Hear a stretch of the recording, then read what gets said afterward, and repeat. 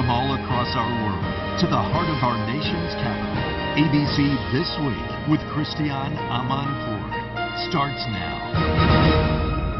Hello again. In this season of giving, some of those who've given the most, fighting for their country, have come upon hard times.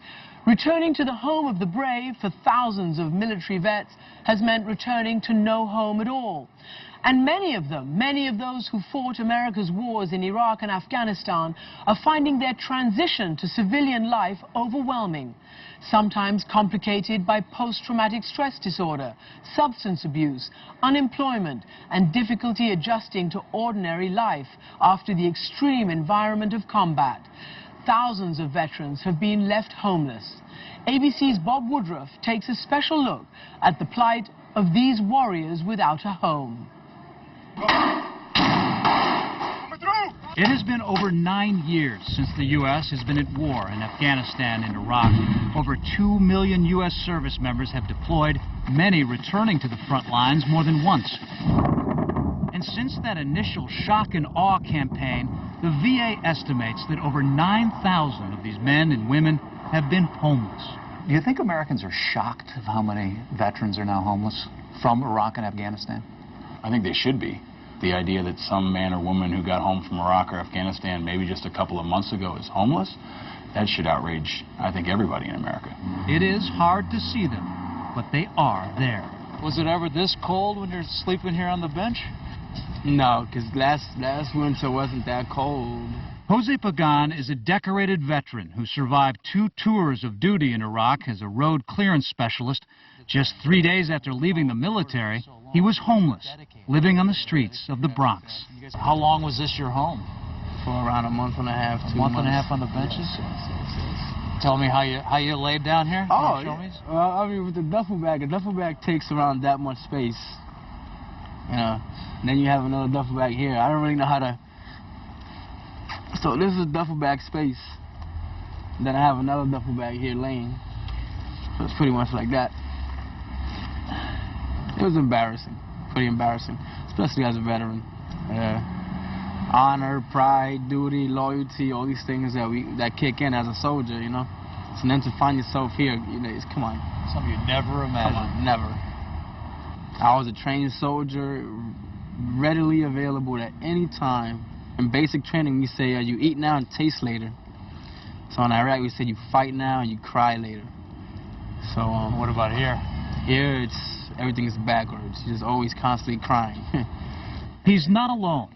The VA believes there could be thousands more homeless vets, in part because of combat stress, traumatic brain injury, sexual trauma, divorce, or a rising use of drugs and alcohol.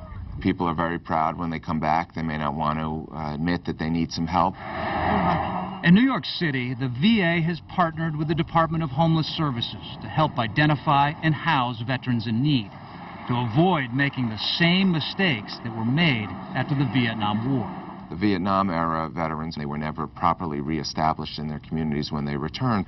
The country has learned a lot, the city has learned a lot, that you got to get it right at the beginning, and if you do that, it'll have lasting effects. But some say changes are not being made fast enough. Let's go! Troops are being called upon to serve over and over. Approximately 900,000 service members have been sent into harm's way more than once. Women included. In fact, women are becoming homeless faster than men. Women are becoming homeless at twice the rate of men. They make up about 15% of the fighting force. And that's something the VA wasn't prepared for, nonprofits weren't prepared for, shelters weren't prepared for, and that's why we're seeing them end up homeless at such a higher rate. Sergeant Katara Henry is one of those women. A chemical weapons specialist with 101st Airborne, she served 2 deployments to Iraq. Her second tour of duty came only 4 months after her son was born.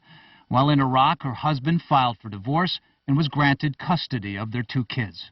When I found out about court and everything else, I said, you know what, I got to get a lawyer. So I was trying to deal with those things while I was in Iraq. So that's where all my money was going. When she came back to the U.S., she slept on friends' couches and even in a car on the street. Today, she's at the Borden Avenue Veterans Residence in Queens with 26 other veterans from Iraq and Afghanistan. This is my little, you know, cubicle. This is where my clothes are. the love of my life. These are my children. These are my inspiration. What do your kids think about you being homeless? I don't tell my children that I'm homeless because I don't really think they will understand that. When I have them, I take them to beautiful hotels. The hardest thing for me was my son asked me, "Mommy, why do we keep moving?" He thinks that every time I take him to a hotel that we're moving to another place, and that hurt me to my soul. You've never shown them this place at all. They cannot come here. While the federal government is trying to improve the system, nonprofit organizations are trying to fill the gaps. Here in New York, for example, the Jericho Project is working on the housing shortage, helping vets get the benefits they're entitled to, and most important of all, helping them find a place to call home. Yeah, this was a vacant lot before we started, and it's going to be all state-of-the-art, new construction, so. And this will be done by spring? Yeah, we're looking February, March to move in our first veterans. Jericho is currently constructing 2 veterans' residences that will offer permanent housing to vets from Iraq and Afghanistan. We've seen people with less than a year of being discharged from the military were showing up in the homeless shelter. You know, that's why Jericho is building these now, because people are already coming back. The current economy has only made things worse, especially for young veterans. Their unemployment rate is 20%. That's about double the national average. Michael Monroe is one of those vets. He was a combat medic in Iraq, and now he can't even find a job. If you had a message for Americans watching this, what would be your message to them? Don't just, once we get home, don't forget us. But for Sergeant Henry, things are looking up. We're not only trying to help her find permanent housing, we're also trying to house her temporarily before Christmas so that her children can spend Christmas with her. Yes, I'm so excited. I'm trying not to cry. The new home, huh? Specialist Pagan is also one of the lucky ones. Jericho helped him too.